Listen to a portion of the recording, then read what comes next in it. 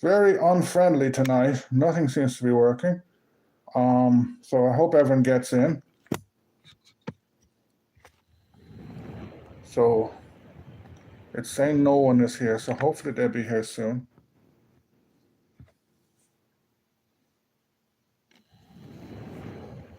And I'm using my phone, so I don't know how to get onto the chat. Hold on.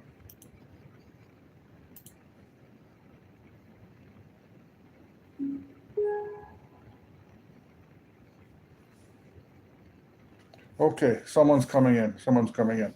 Okay, so welcome back. Hopefully it'll load this time. Okay, all good again. I don't know what's going on today. My internet says it's fine here. It's just YouTube. So I was talking about underrated, and I was talking about battlefields. Um, there, apart from the Battle of the Boyne and possibly Aughrim, there's no good experience of battlefields in Ireland that I'm aware of. Kinsale is a case of this, because you have a lot in Kinsale.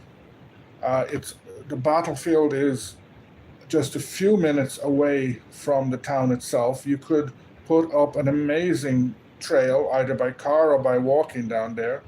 It would be probably a very big source of tourism, but it doesn't exist. Okay, hi, welcome back again. Then I was just talking about Kinsale and the Battle of Kinsale, and the fact is, the people who live there, the tourist people, haven't done anything much with it. The Battle of Callan is another thing. There's just a signpost that is actually hard to find. And if you're ever going there, do not follow Google Maps because it will try and send you down. It'll send you down a little path that's not for cars. Your car won't even fit down there. But it's a very, very important battle. It's in an area which could do with a lot of tourism, but they don't do much about it. Whereas in other countries, battlefield tourism is very important. Another one is the Battle of Clontarf.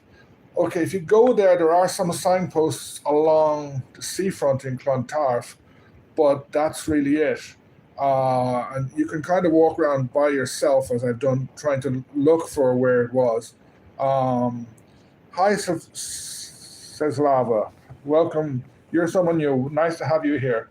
So Clontarf is another interesting one. Another one is Island Bridge, where there's nothing. It was an important battlefield 1,000 years ago where the High King of Ireland was killed, and I think 10 other Irish kings were killed fighting the Norse.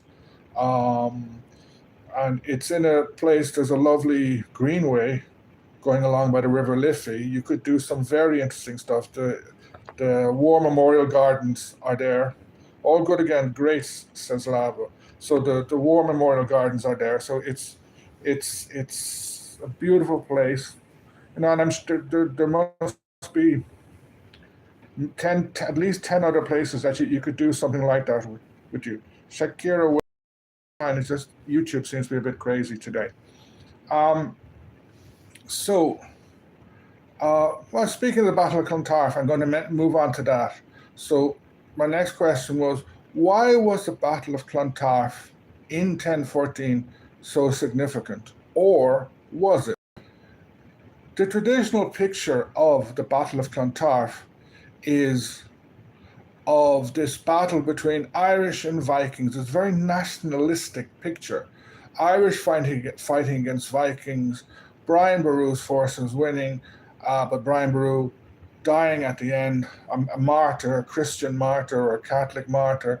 But the battle represented the triumph of the Irish against the Norse, against the Vikings. Um, that's a traditional picture, but it's not. It's very, very wrong. There were Irish on both sides. There were Norse on both sides. Effectively, the Battle of Clontarf, a battle.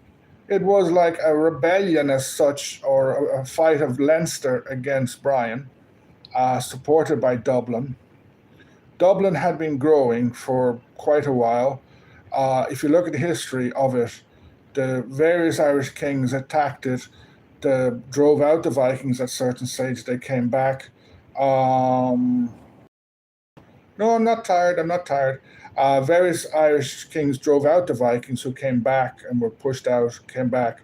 Um, it was a city that was becoming more and more important because it was a great source of income for the Vikings.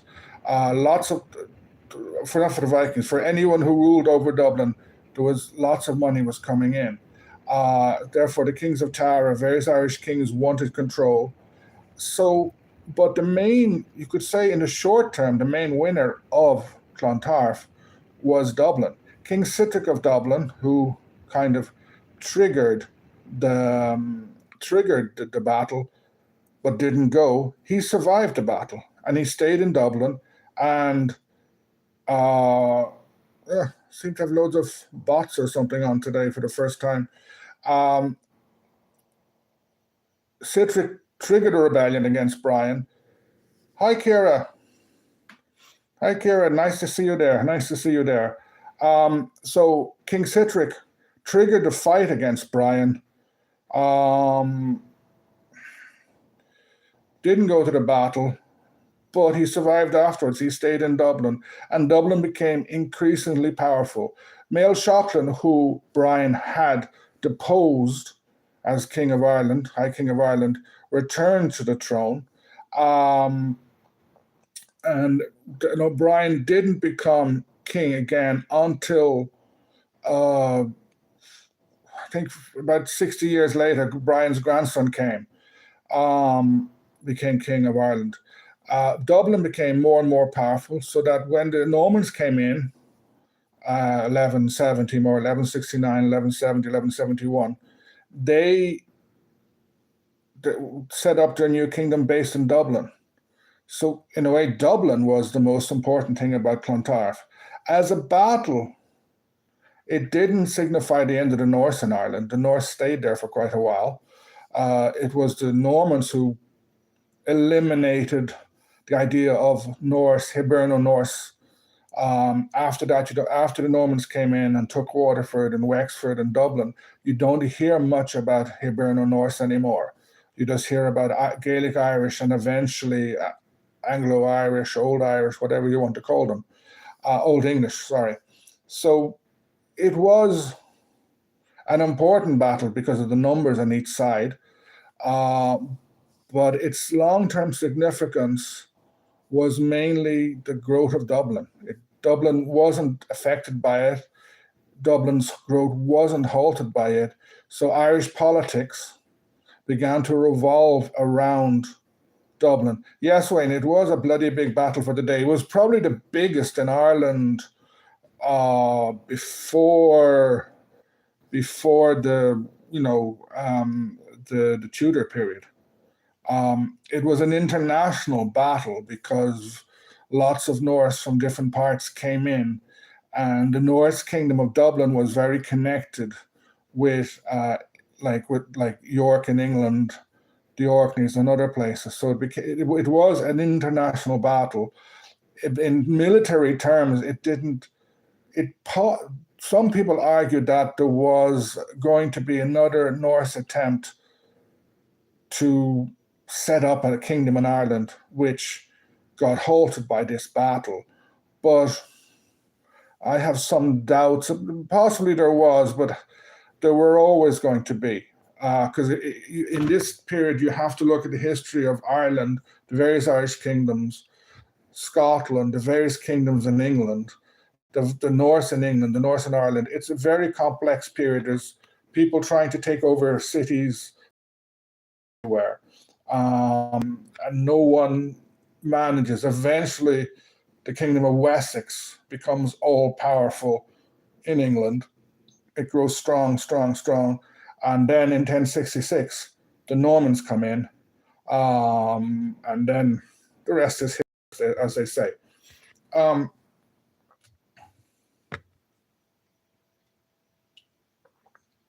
Now, another question.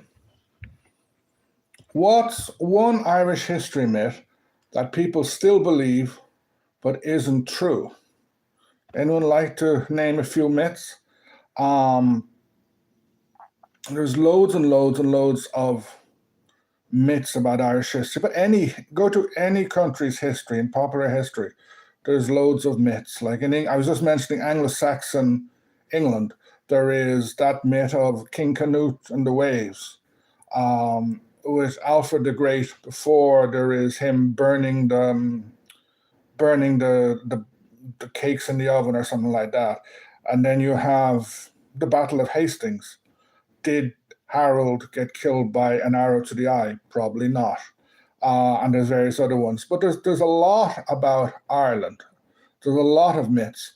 One which I think is going to become, well, the Irish wiped out the Picts is one I keep hearing about, or the church. Yeah, like, to me, the Irish who'd gone to Scotland, they fused as such with the Irish. No, sorry, they fused as such with the Picts, and then produced the Scots. But you also have to bring in their Saxons, because in the border regions of Scotland, there were a lot of Saxons, and then from after the Norman invasion of England, you end up having a lot of Normans in Scotland, like Edward the Bruce, Robert the Bruce. The Bruce family were of Norman origin. So nobody wiped out anybody up there, just different people fused as such. And the Irish language became dominant there, became more dominant than whatever language the Picts were speaking, which was probably something similar to Welsh, though any Scots people listening might get really annoyed for me saying that. I have a feeling that the Picts were somehow Brittonic speaking, but we don't know. But it is a myth. I'm not sure what you mean about the church. Was it the church wiped out the Picts? There's disaster of 839. Okay, I'll have a look up at that. I don't know what that one is. I presume it's a big battle when the sort of the Irish in Scotland wiped out, or had a big triumph in a battle over the Picts. Kissing the Blarney Stone, that's a good one, because I think what the story is, one of the McCarthys, I know who it was, but I can't remember his name, is Queen Elizabeth has said, oh, he just speaks Blarney, which is completely untrue. But yeah, the Blarney Stone myth is completely untrue. The Picts were likely Gaelic speakers with a Brittonic elite. That's an interesting point. Thanks, Kevin, for that. Again, Picts I don't know much about the Picts. There's so much to know in history. You can't specialize. You can't know everything. Gaels and Picts as allies versus Vikings and lost. Okay. But if you go back to the early medieval period, in Ireland, in Scotland, in England, any place in Europe, the amount of battles that you'll find where a certain group lost and lost badly, but they just still continue to exist. Like in this period, most of Spain and I think all of Portugal would have been under the rule of the Moors, as they called them. All but the very, very top of Spain, I think where Navarre is and a bit of Catalonia, were under Moorish control. Now, 1,200 years later, the opposite is true. The Goths, the Goths. Now, one myth that I want to mention is that of Gráinne Mhaol is a name that only really became popular at the end of the 19th century, 20th century. She was Gráinne O'Malley or Gráinne Ní Mhailly. The English called her, the spelling looks like granny because they couldn't spell Gráinne. And there are two myths about her, two most famous, well, say three. First, she was a pirate queen, which she wasn't. She would not have called herself queen. If she called herself queen, she would have been executed by Elizabeth. Elizabeth was very jealous that way. One of the reasons Brian O'Rourke was executed was he was accused of essentially dragging a picture of Elizabeth in the mud. The Tudors were not tolerant of people claiming to be kings or queens when they weren't. So Granuaile never claimed to be a queen. Was she a pirate? Possibly, but her ships would have been galleys. Um, the galleys were the common form of shipping around the west coast of Ireland, the northwest of Ireland, and between Ireland and Scotland. And they were very common. They were moving stuff up and down. Um, how far they could have gone into the Atlantic, I don't know, but I imagine a couple of days west. They wouldn't have stayed very far out. Maybe they could have reached Iceland, but I doubt they did that regularly. Um, Granuaile or Grania, she was a lord as such. She was concerned with her kingdom. I'm sure she didn't mind if she came across a ship that had sunk or was in trouble. She would have interfered with it. And along the Atlantic coast of Ireland, and at that period, there were a lot of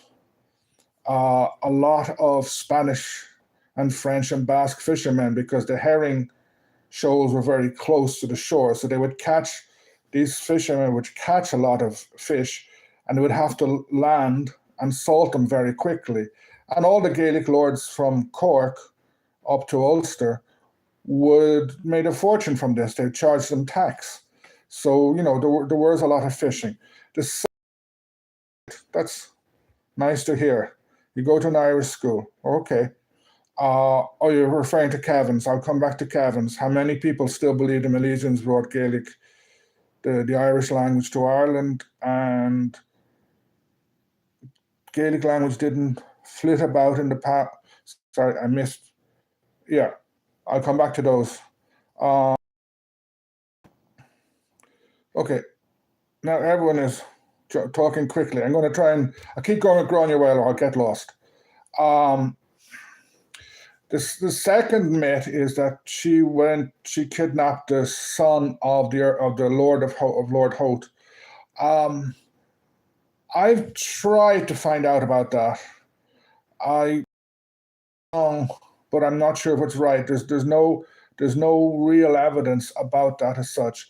But the most important myth about her is that she went to London. She did go to London, but she didn't. There's no proof that she met Elizabeth.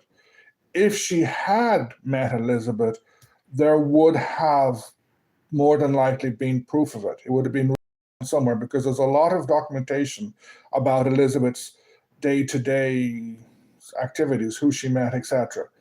A lot of people, hi Elliot again, a lot of people went to London with submissions, with papers, with letters submitted to court. Most of those didn't meet the Queen. The Queen, Elizabeth especially, she was very, very jealous, very worried about her status. She didn't meet with plebs as such.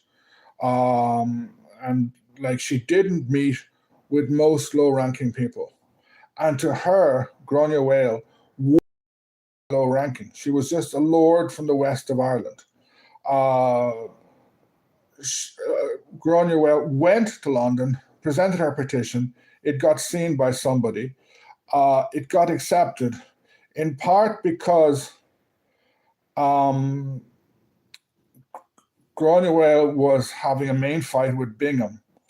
And Bingham was in London at that stage. The English government was completely divided. There was a huge faction fighting going on between the supporters of Essex and the supporters of the Cecils. Bingham, I think, was in the Essex one. So if Granuaile's petition came before an official who was against Essex and therefore against Bingham, it would have done well. But, Granuaile is a very, very interesting person. Except I think if they do make this film about her, because they've talked about it loads, I think it's going to be not a good film. I'm afraid of what they're going to produce because it's going to be about myths.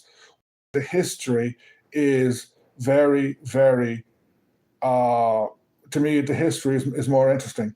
Now, there's been loads of chat going on. Let me see, there was a couple of questions. Did Brendan make it to the Americas? No. Did he venture out into the Atlantic? Very possibly. Did Irish monks make it to Iceland? Yes. Like the Brendan Voyage, etc. It's a kind of religious experience discussing the adventures of Brendan going into. It's very metaphorical, very religious, and a bit crazy. It's not about him sailing to the Americas as such. But we know that Irish monks made it to Iceland. So, but like, did any Irish person ever sail west and end up in the Americas? Possibly. I won't say no, but if they were fishing, they could have, because it's until the 20th century, there were big schools of Newfoundland. In fact, I think the Irish for Newfoundland is Talavna-esque, land of the fish. The Portuguese fish there extensively. I know in Newfoundland there are some Gaeltachts, Scottish and Irish Gaeltachts, little villages, very isolated, where great-great-grandparents emigrated and they still speak Irish or Scots-Irish. So it's possible that some ended up there at some stage, but not the Brendan Voyage as such, no. Now, Kevin, how many people still believe Milesians brought the Gaelic language, the Irish language to Ireland? I would say no, in part because that part of the history of the Gaelic mythology and stuff is not so well known, is not popular at the moment. People have a general idea of the Book of Invasion, stuff like that. Some people, quite a few people, may believe that the Gaelic Irish, the Celtic Irish even, they might like to use, came to Ireland from Spain. Like you hear people misquoting or saying, oh, the Irish DNA is the same as the Basque. It's not. There was a paper years ago which said something like that, but it's been disproven. So a lot of people probably think there's some deep connection that somehow or other the Irish came to Spain. Some may even believe the myth of Queen Scotia, think that maybe the Irish left Egypt, passed, they were Scythian, something like that. But I don't think they think that the Milesians brought the Irish language. However, if you change that question slightly to how many people believe that the Celts brought the Irish language, or that the Irish language was brought to Ireland from outside by some sort of Celtic influx, I think I would say a lot of people. And this is an area which I think needs a lot of discussion. I think because it's changed a lot and it involves some very, very, very technical research and a very good technical knowledge of linguistics. Because if there's a Professor David Sifter, he's in Maynooth, he's on social media, but he knows Old Irish very well. He gives classes in it, but he knows the languages that came before, Indo-European, etc. So he discusses that, and he does a lot of research, but it's really, really technical. It's hard to know. So the development of the Irish language before, say, St. Patrick, before the Iron Age, is a topic that's, I think, is very interesting, but needs a lot more work. And hopefully in the future there will be. Now let me just scroll back down again. Read about the Celts killing off Roman legions. Not that I know of. Well, there were lots of fights. Okay, you can. Again, the word Celtic is a very problematic word, because yeah, it's a problematic word. In Gaul, under Vercingetorix had a lot of victories, or several victories, against Caesar, but he was defeated in the end, and Gaul was conquered. As regards Scotland, in Agricola, there's a Roman historian called Tacitus who writes about the Roman conquest of England and of Scotland. And he talks about a very, very, very big battle in the north of Scotland. And he makes a very famous speech, the Scottish, if you want to call him, or the Northern Britain leader, who makes this speech and says, you make a desert and call it peace. But they actually lost. Were they Celtic? I don't know. They could have Celtic descent. Yeah, Celtic's not problematic if we use the broad, inclusive definition of a language, of a culture, but they wouldn't have regarded themselves as Celtic. Probably the best, the Romans called them Caledonians, the north of Britain. They got badly defeated in this battle. So they didn't wipe out legions. It was the opposite way. The legions wiped them out. Agricola, the Roman commander, he also used fleets which went around the coast. However, winning a battle is one thing. Holding land is another thing. Eventually, under Hadrian, a couple of hundred years later, Hadrian said, this is too problematic, pull back. So they pulled back to essentially where Hadrian's Wall is now.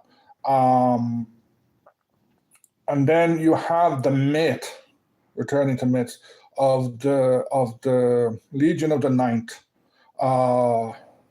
which was a book by Rosemary Sutcliffe I read as a kid. And then a few years ago, it seemed to have been made in a film which turned up as Netflix, except it's a story, it's not history. There's still people say, what happened to the Ninth Legion, etc. I don't know. It's like lots of things could have happened, and I've read lots of stuff, and no one has convinced me. They don't really know because the evidence isn't there. Did the Scots, the Caledonians, kick out the legions? No. Did they make things problematic for the Romans? Yes. And then the Romans just basically said, it's not worth it here, and they pulled back. Wayne, you read the book too, so I'm not the only one. And I have a very, very vague memory of watching some sort of TV series on BBC in the late 1970s about it. They 1414, they went well past Hadrian's Wall.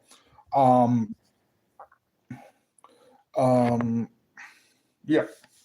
So, yeah, another myth that's important, that's interesting. It's a more modern myth. It's this idea of a pagan genocide. Every time it's coming up to St. Patrick's Day, go online and you'll see these people saying, "Oh, what are you celebrating for? You're celebrating the genocide of my ancestors." So hold on a second. What are you talking about? So there's this idea that the St. Patrick driving the snakes out really means that he killed all the Druids, and the snakes represented the Druids because Druids, as everybody knows, had snake tattoos. Except this is a modern myth. You can almost call it an urban legend. The thing of snake tattoos comes from a book which I used to like.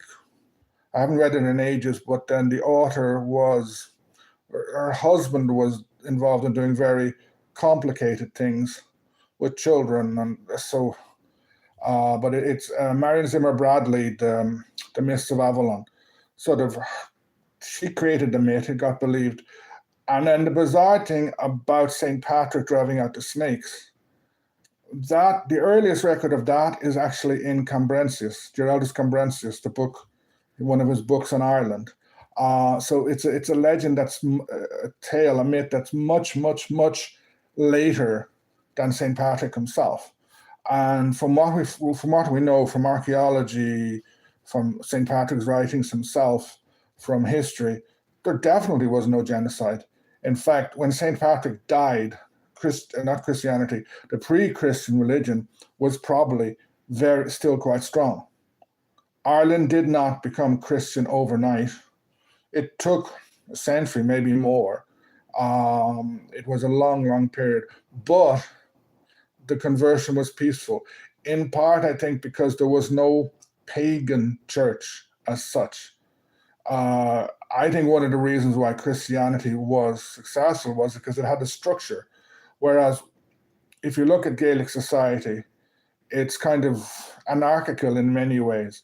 It's very divided in terms of politics, etc., etc. So therefore, the church, the pre-Christian church, was probably very divided, very fragmented. And like we know that was the position in Britain under the Romans, because we find records of the names of lots of very local gods, etc. So this thing of a pagan genocide, it's a complete myth. It's a fabrication. It's a new one, but it won't go away. So when I finish tonight in a short while, type in pagan genocide Ireland, St. Patrick, and you'll be horrified. Halloween is Halloween is a Gaelic festival, Samhain, and it was celebrated going way back into the past. How it was celebrated, we don't know. It's at the period. The first is All Saints. First of November is All Saints, and the second is All Souls, or is it the other way around? Hi again, Elliot. So it's at this. It was a festival probably celebrating the end of the harvest, and also because it is the period in Ireland where it's very dark. The days are very short. People, they need something to talk about, to celebrate, a reason to be happy. So I think it's some sort of thing that way. One myth to do with Halloween is that it is the period when there is, what do they call it? The thinning of the veil. Again, it's going to be Halloween the 7th now, in three and a half weeks. But the idea of it being a thinning of a veil between two different worlds, that's a Victorian invention. That is a myth. Other stuff is folk stuff. The thing with turnips was folk stuff, which was brought to the States, and then the turnips were replaced by what are